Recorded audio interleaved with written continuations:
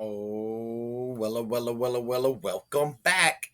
I want to go over something called analyzing art in different pieces. All right, and I want to show you the example and how you might think your way through this, and then we're going to get cooking with this activity in class today. So take a look. When we analyze, we look closely, we notice and wonder. And look at this class in front at the Louvre in Paris, looking at this painting, and look at all of the different details that they get to notice and enjoy of the Last Supper there. Look at them pointing and raising their hands and going back and forth with the presenter, right? They're noticing and wondering about that particular painting. They're looking closely at it. So let's try this with this painting here. This is a piece of from medieval Islam, uh, as some art from that period. And then you saw the whole picture, but now we're going to analyze a little bit closer, right? And you might notice the following things. You might notice, oh, look at these little swirls that are coming around like that. Oh, I love that. And look at these little dots like flowers right here. And look at this cross stitched, cross hatched frame. You notice more things when you get a chance to go in closer. Or look at this guy here. I'm noticing now the face. I'm wondering why he's there, right? I remember he was talking to someone else. I noticed that the patterns on the wall here were similar to the ones from the previous slide. I can look a little bit closer. I can say, oh, yeah, look, his cheeks are a little bit red. Oh, his hat is pointy. It seems like he's wearing red over green shorts. What's going on there? Right? Or with the person he's talking with, right? I notice that he has a different style hat on, that he has a much richer beard. And I notice that similar pattern right there on the wall, right? Let's try it with this one. This is Prometheus and the Eagle. And you got to know a little tiny something about art, or I'm sorry, Greek mythology to really cut on this one. But let's analyze this famous painting together too. Oop, pardon.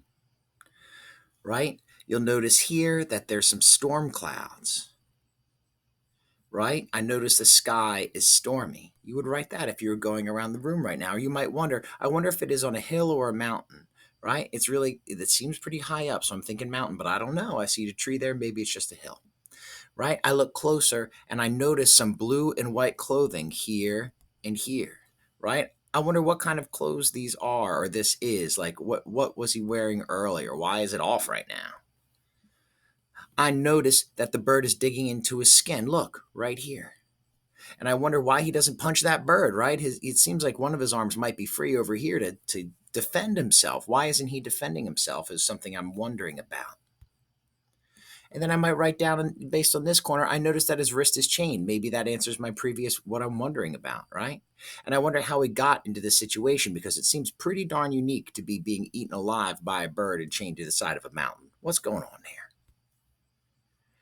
And finally, I noticed the browns of the tree and the wing match. When they made this painting, there's a lot of similar colors to the mountain and the bird. Is this deliberate or is this just how things happen to look? Is there more to this detail? And I wonder if the eagle and the storm clouds are connected, right? I see the storm clouds there and I see a violent eagle eating someone's liver out here. What's going on? And then we get the full painting again. And now that we've looked at all the different parts, we can wonder a little bit with a little more richness and a little more analysis. What's going on with it? I noticed the painting subject is being eaten, right? Looks like he's being eaten alive. And I'm wondering, sort of overall with this painting, I'm wondering why is the violence so vivid and realistic? What did we do? We analyzed. We tried to understand this painting better by looking at all of the different parts. Analyze, the word analyze coming from medieval Latin, analysis, and then it went to analyser, French, English analyze, and it became analyze here. And that's what we're doing.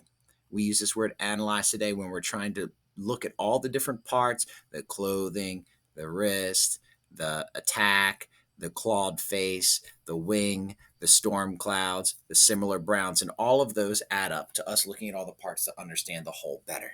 Let's try it right now in class.